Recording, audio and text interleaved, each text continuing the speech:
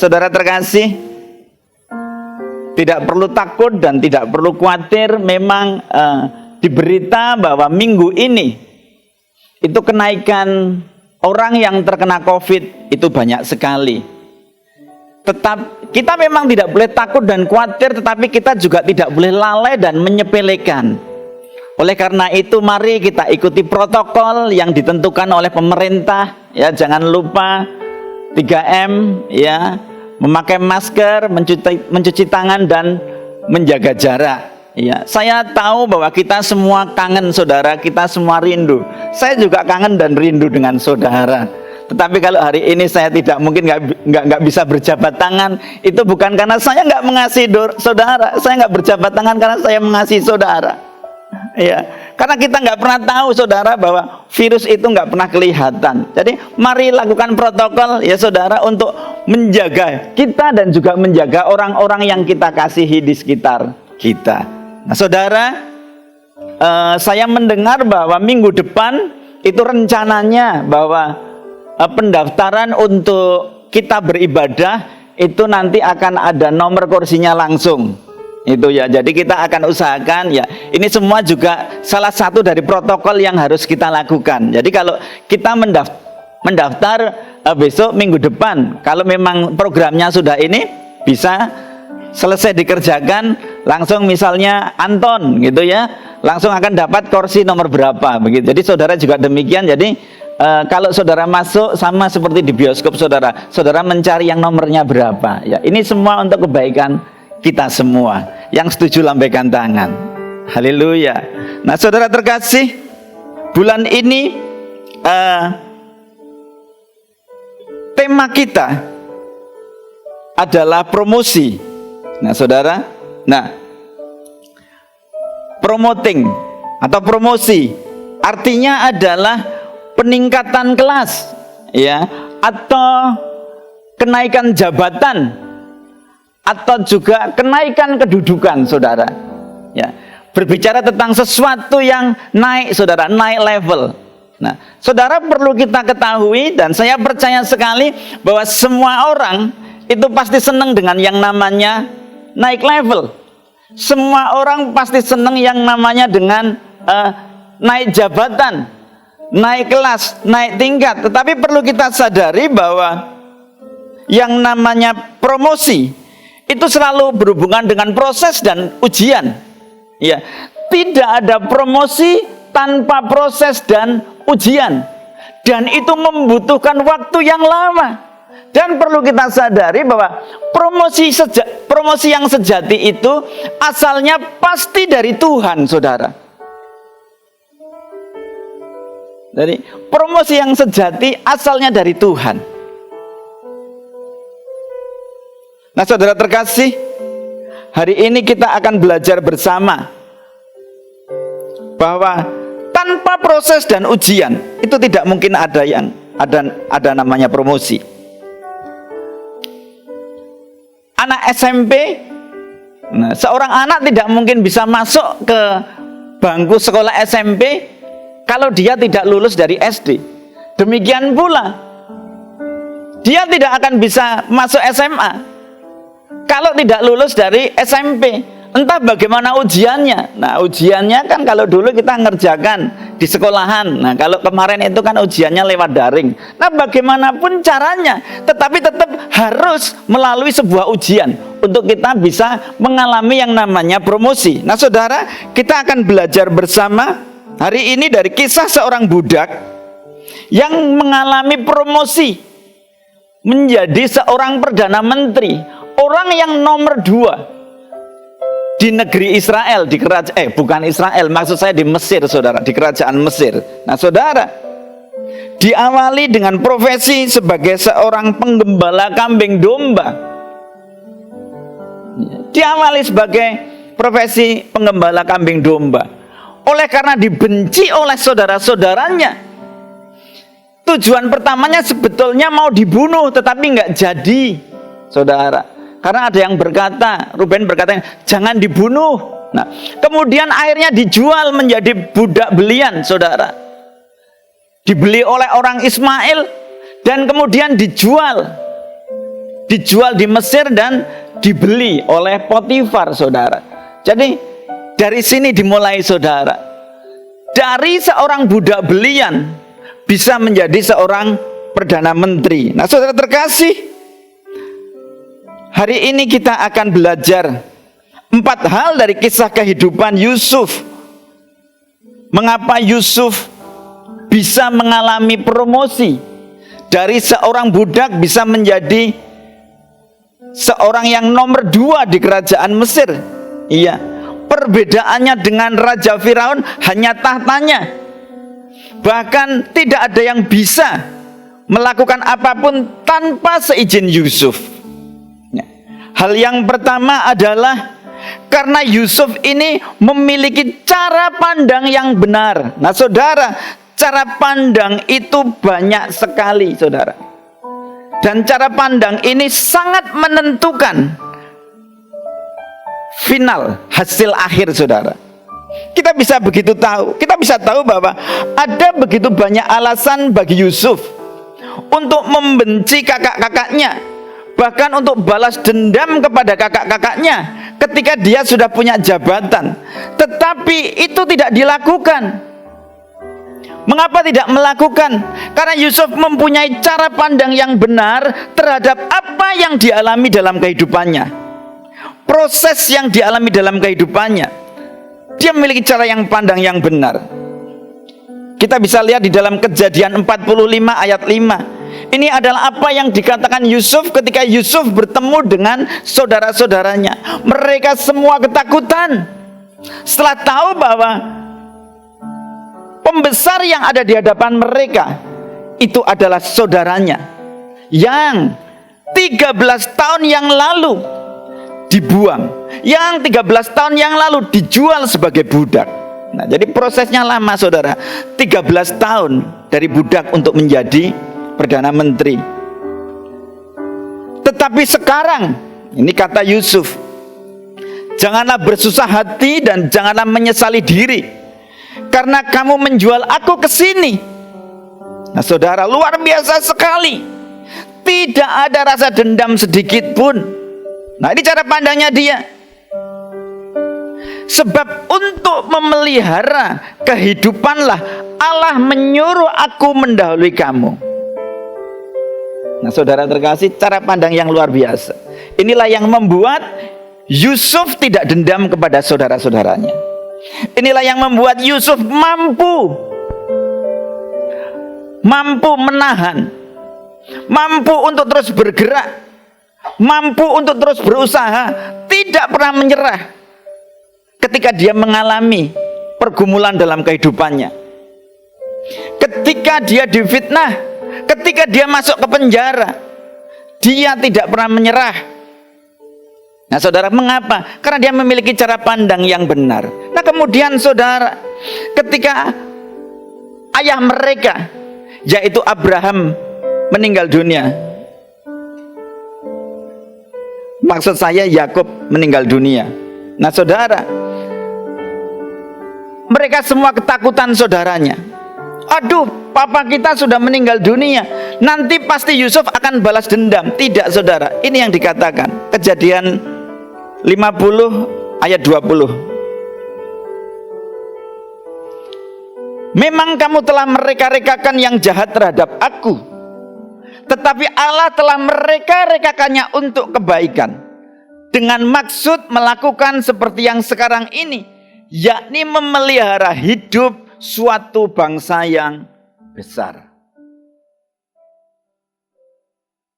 Nah, saudara terkasih, dari 2 ayat itu kita bisa menyimpulkan bahwa Yesus mampu melalui segala pergumulan hidupnya, mampu bertahan dan berkemenangan, bahkan mendapatkan promosi dari Tuhan, sebab Yusuf mempunyai cara pandang yang benar. Cara pandang yang benar akan melahirkan sikap yang benar. Nah, saudara, tidak ada kebencian sedikit pun dari Yusuf terhadap saudara-saudaranya. Bahkan Yusuf itu ketika saudara-saudaranya pindah ke Mesir, yang dilakukan adalah apa? Yusuf itu minta kepada Firaun untuk Firaun memberikan tanah yang paling subur di Mesir, yaitu tanah Gosyen. Ya, saudara, ini sulit didapati di dunia. Bagaimana kejahatan dibalas dengan kebaikan. Biasanya orang kan gigi ganti gigi, mata ganti mata. Aku bisa berbuat baik kepadamu, tetapi bahkan lebih kalau engkau bisa berbuat baik kepadaku. Itu dunia. Ini melakukan firman Tuhan. Saudara, ini mengasihi yang luar biasa. Mengasihi tanpa syarat, saudara. Nah, kita juga bisa belajar dari Ayub, saudara. Nah, kita belajar. Ayub ini juga mengalami promosi yang luar biasa. Kita semua tahu bahwa pada akhir hidup Ayub, Tuhan itu memberkati Ayub bahkan lebih banyak daripada ketika Ayub belum melalui proses. Tuhan mengembalikan 2 kali lipat. Mengapa Ayub bisa mendapatkan promosi? Sebab Ayub ini juga mempunyai cara pandang yang benar. Ya. Ayub 23 ayat 10 dan selanjutnya. Karena ia tahu jalan hidupku, seandainya ia menguji aku akan timbul seperti emas. Kakiku tetap mengikuti jejaknya, aku menuruti jalannya dan tidak menyimpang. Perintah dari bibirnya tidak kulanggar, dalam sanubariku kusimpan ucapan mulutnya. Saudara terkasih, mengapa Ayub bisa menjalani proses dalam kehidupannya yang demikian luar biasa? Bagaimana dia kehilangan 10 orang anaknya? Bagaimana dia kehilangan harta bendanya? Bagaimana dia menderita penyakit gatal yang luar biasa? Bagaimana bahkan istrinya yang seharusnya mendukungnya justru ikut mengutukinya. Tetapi dia mampu untuk bertahan. Sebab dia punya cara pandang yang benar, saudara. Cara pandang dikatakan dalam ayat 23, karena ia tahu jalan hidupku. Karena Tuhan tahu jalan hidupku. Seandainya Tuhan menguji aku akan timbul seperti emas. Ayub tahu bahwa kesudahan dari segala proses yang dialami adalah untuk kebaikannya. Yang setuju lambaikan tangannya. Demikian pula dalam kehidupan kita. Mari saudara, mungkin melalui yang kita alami saat ini. Yang susah itu tidak hanya saudara. Kita semua seluruh dunia susah. Nah, saya yakin semua dari kita pasti lulus. Sebab semua dari kita pasti punya cara yang pandang yang benar. Yaitu kita punya Tuhan yang pasti mengasihi kita dan tidak pernah meninggalkan kita.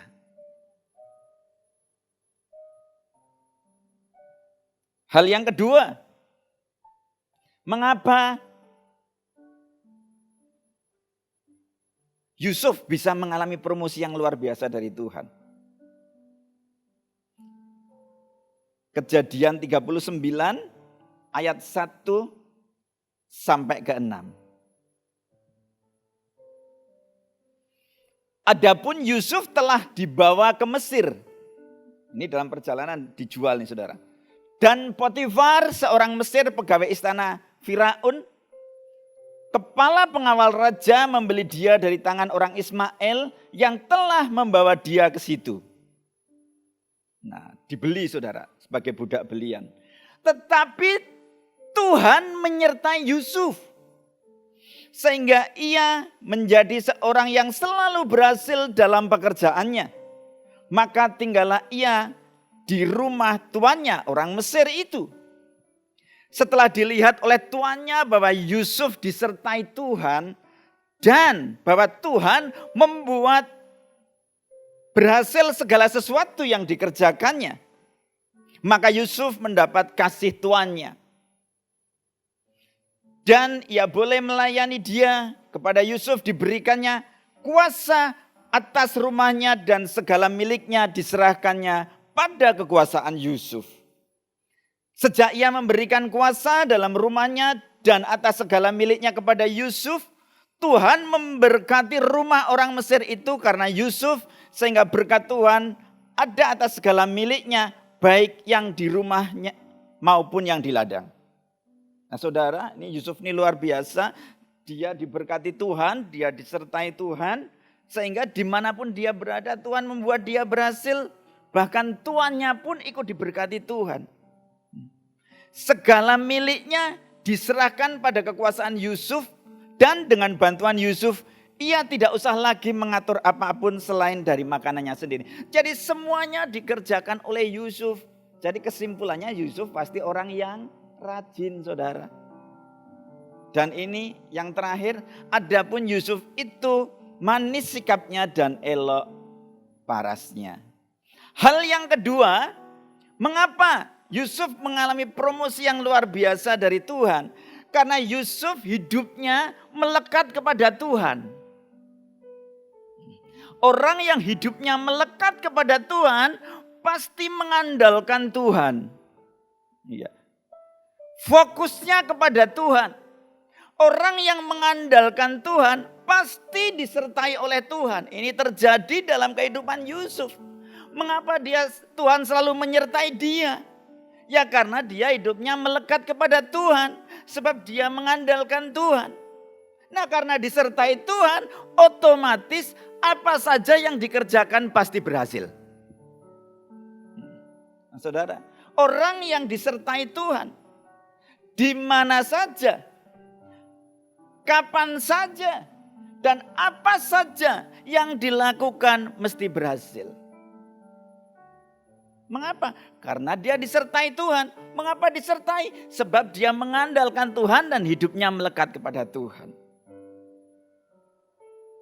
Mari kita cek dalam kehidupan kita.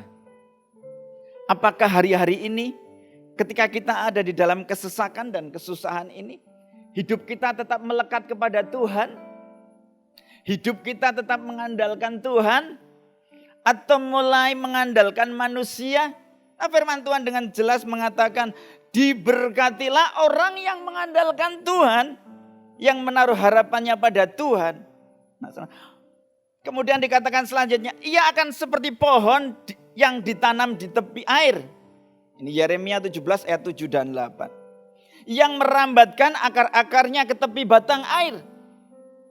Dan yang tidak mengalami datangnya panas terik, yang daunnya tetap hijau, yang tidak khawatir dalam tahun kering, dan yang tidak berhenti menghasilkan buah.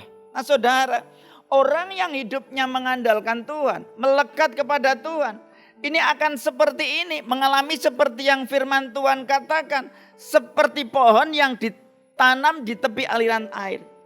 Artinya begini, seperti itu berarti tidak, saudara. Jadi sekalipun kita ada di padang gurun, ya, ada di dalam Corona Academy, tetapi Tuhan, karena Dia mengikuti kita, maka kita akan seperti tanaman yang ditanam di tepi aliran air.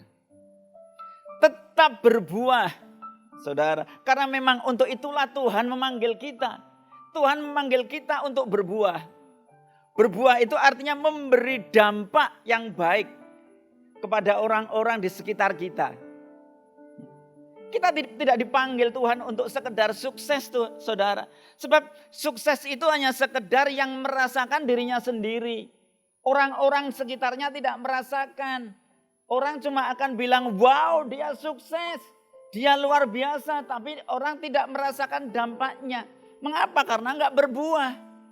Nah Tuhan memanggil kita untuk berbuah, saudara. Ya. Baik jadi orang penting, saudara. Baik jadi orang sukses. Tapi lebih penting jadi orang baik.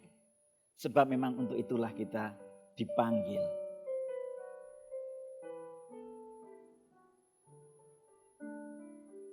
Hal yang ketiga, mengapa Yusuf mengalami promosi yang luar biasa? Karena Yusuf ini memiliki integritas, saudara. Iya.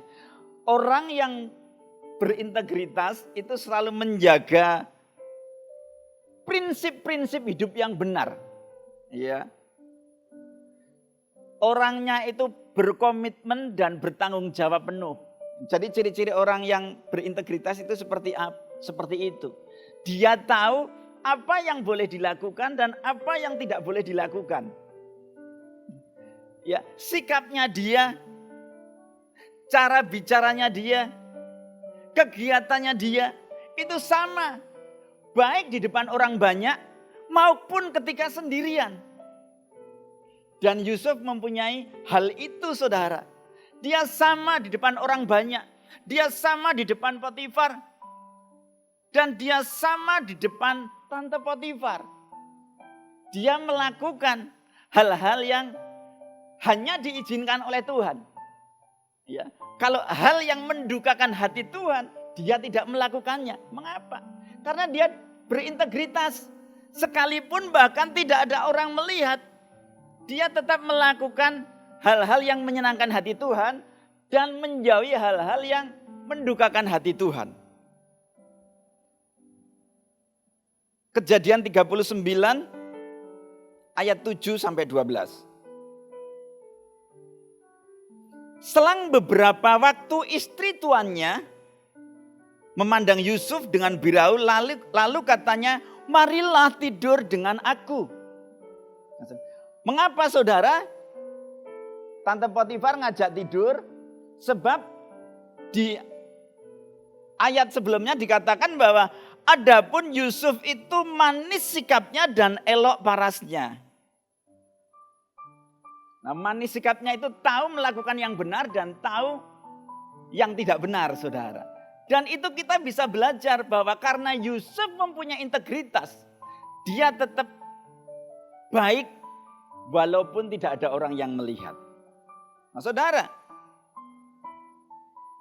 tetapi Yusuf menolak dan berkata kepada istri tuannya itu, dengan bantuanku tuanku itu tidak lagi mengatur apa yang ada di rumah ini, dan ia telah menyerahkan segala miliknya pada kekuasaanku. Bahkan di rumah ini tidak lebih besar kuasanya daripadaku. Berarti dia punya kuasa yang luar biasa. Dan tiada yang tidak diserahkannya kepadaku selain daripada engkau, sebab engkau istrinya. Yusuf tahu membedakan mana yang diserahkan kepada dia dan mana yang tidak diserahkan kepada dia. Bagaimana mungkin aku melakukan kejahatan yang besar ini dan berbuat dosa terhadap Allah?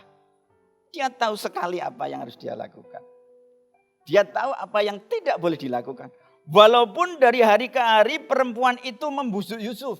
Nah ini saudara, Yusuf tidak mendengarkan bujukannya itu untuk tidur di sisinya dan bersetubuh dengan dia. Nah saudara, orang kan berkata bahwa batu yang keras pun kalau ditetesi air lama-lama akan menjadi lubang, betul?